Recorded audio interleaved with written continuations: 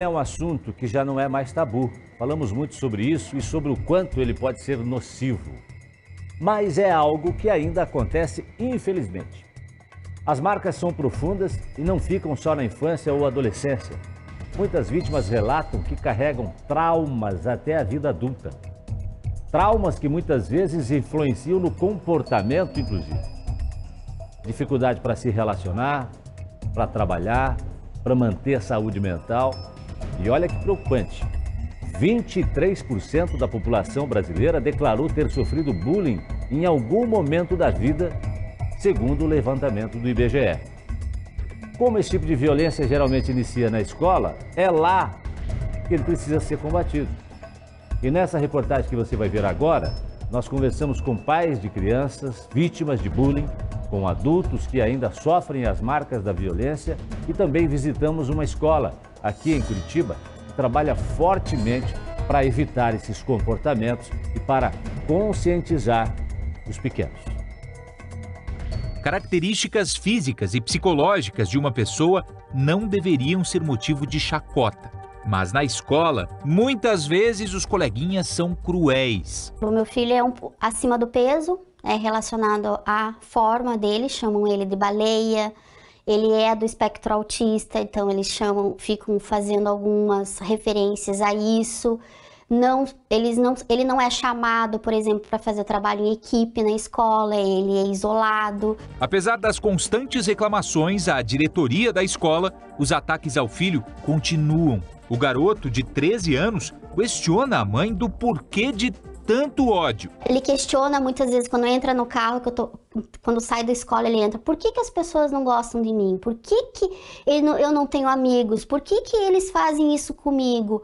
Por que nas aulas de educação física eles não passam a bola para mim? E então ele acaba se sentindo realmente isolado. Um estudo do Fundo das Nações Unidas para a Infância, Unicef, revelou que no Brasil, mais de 7% dos estudantes entre 13 e 15 anos foram vítimas de bullying. Na outra ponta, 20% dizem ter praticado a violência. Foi a Camille voltar para a escola após a pandemia para as piadinhas de mau gosto começarem. O bullying começou ali com a minha altura, depois com a minha testa e com o meu nariz. Com essas três partes do meu corpo. Uma pessoa ali, outra ali, começou a falar, ai, como que você é baixinha, né? Começou com aquela, tipo, só como que fala, tô só falando pra você.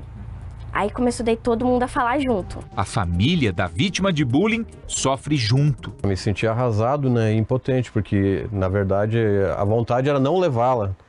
De repente mudar para um outro colégio e tal, mas quando a gente deixava ela lá, doía o coração. Porque a gente sabia que ia ser mais um dia, de repente, de um bullying, de um sarrinho, de alguma coisa que fosse entristecer ela. Então era muito, muito difícil. Os pais trocaram a filha de escola, já que a anterior fez pouco caso da situação. Por várias vezes a gente entrou em contato por e-mail, pelo aplicativo da escola e tal, e a gente não viu realmente que a escola, o colégio, tomasse atitudes que aquilo fosse cessar. Se é na escola que o bullying começa, aqui dentro ele não pode ser tratado como tabu. Nesta instituição, desde pequenininhos, os alunos ouvem falar do assunto, mas com outra nomenclatura. Você não precisa falar que nesse momento você está praticando bullying, porque as crianças nem sabem o que é isso. Mas quando você vê um movimento de uma criança que machuca o outro com palavra ou faz um movimento, bate sempre na mesma criança, né? A gente vai fazendo um trabalho, sempre junto com a família, porque a família ela tem um papel fundamental. A criança, quando ela faz um movimento de malvadeza com o outro, ela traz de casa algum respaldo.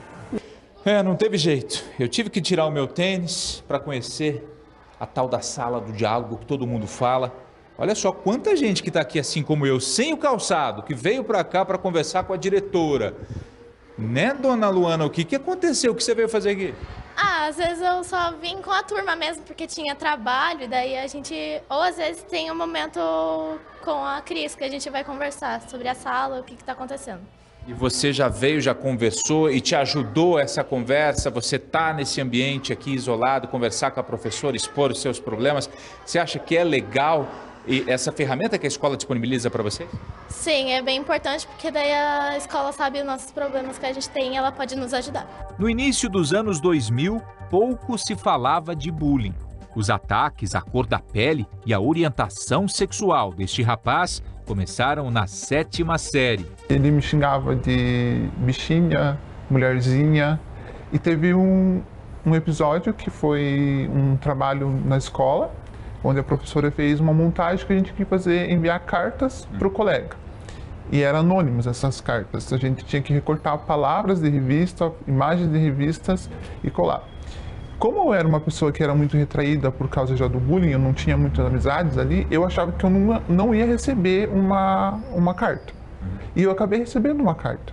Quando eu recebi essa carta que eu abri, ela tinha uma foto, assim, uma montagem de uma mulher, assim, de uma modelo, assim, escrito mulherzinha. Os atos isolados de racismo e homofobia viraram perseguição e com 12 anos ele tentou tirar a própria vida. Aconteceu um fato, né, que tipo, num episódio de eu estar saindo do banheiro, indo assim, a pessoa me apontar lá, tá vindo a bichinha, tá vindo a mulherzinha, assim, no meio de todo mundo.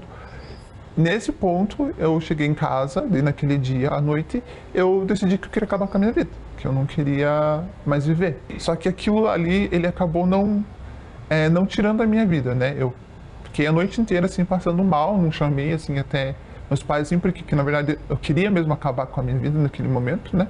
Não queria mais viver.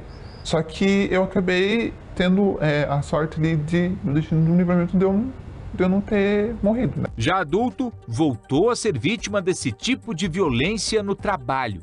Hoje, faz acompanhamento psicológico para tentar amenizar as marcas que o bullying deixou. Hoje eu falo que eu não vivo minha vida 100%, no caso, né? Eu vivo retraído com aquele medo, né? Com aquele medo de ser rejeitado, com aquele medo de ser excluído, com aquele medo de... Na verdade, eu não me sinto amado. Se o bullying começa na sala de aula e afeta a vítima pelo resto da vida, nós voltamos à escola para buscar um bom exemplo de como combatê-lo. O aluno escreve a cartinha relatando a situação e põe na caixa. A equipe da Brigada do Bullying recolhe os relatos e chama os envolvidos para uma conversa. A cada uma semana ou determinado tempo a gente pega a cartinha e lê. A gente chama as pessoas que escreveram, que cometeram ou que sofreram para conversar, entender o lado do que sofre ou do que faz. Então a gente sempre tenta fazer um diálogo com algum responsável junto, até porque a gente não tem tanta responsabilidade assim. O Kim tem 12 anos, não está no 9º ano ainda, mas Kim, quando você vê uma situação de bullying aqui na escola, qual que é a tua atitude? Como é que você age? Eu sempre tento falar com os professores para a gente sempre tentar resolver isso, porque o bullying pode causar muitos problemas para as pessoas. Hoje a Mabel, que é a mãe do Kim, veio para cá, deixa eu vir desse lado para conversar contigo. Mabel, em casa, como é que você sempre tratou desse assunto com o seu filho?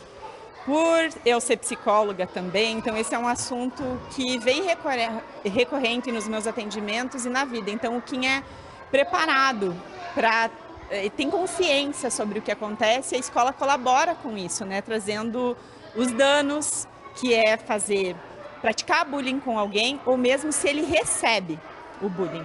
Como é que você encara essa questão? Quando você vê, porque às vezes acontece, né? Você vê o coleguinha fazendo bullying com outro, qual que é a tua atitude? Assim, ou eu conto pra alguém, eu conto pra coordenação, ou eu só falo, gente, não precisa fazer isso. E mesmo assim eu conto pra coordenação, porque não é certo fazer bullying. Pois é, e é preciso, né, doutora Márcia, a gente falar sobre esse assunto, porque se lá na nossa época, na nossa escola, no nosso tempo que a gente estudava lá, o ensino fundamental, né, que é chamado hoje, lá no 2º ano, 3º ano, 4ª série, 5ª série, 6ª série, se falasse disso naquela época, talvez hoje a gente não tivesse tanto problema hoje para enfrentar. A gente nem sabia o que era isso, né? Quantos coleguinhas que é chamado o gordinho, o outro não sei o quê, o outro que tinha jeito de marica, o outro que tinha não sei o quê. Era muito disso, era muito. E gente que sofre até hoje, com isso, né? Como a gente viu aí na reportagem. Então precisa falar e mais do que isso, precisa combater. E há problema nas duas pontas, daquele que sofre o bullying, mas daquele também que emite o bullying. Por quê? Porque essa pessoa também tem um problema. Por que ela tem dificuldade em aceitar uma outra pessoa só porque ela é diferente? Isso também tem que ser visto. Então é por aí que trabalha. Trabalha nas duas pontas, porque A gente deve evoluir com o tempo, ou seja, como se disse, o nosso tempo era muito diferente, era assim, muita gente traz muita mágoa ainda daquele tempo, mas a gente deve evoluir no sentido de aceitar as outras pessoas como elas são. Ser diferente é só ser diferente, não é nem ser mais nem ser menos.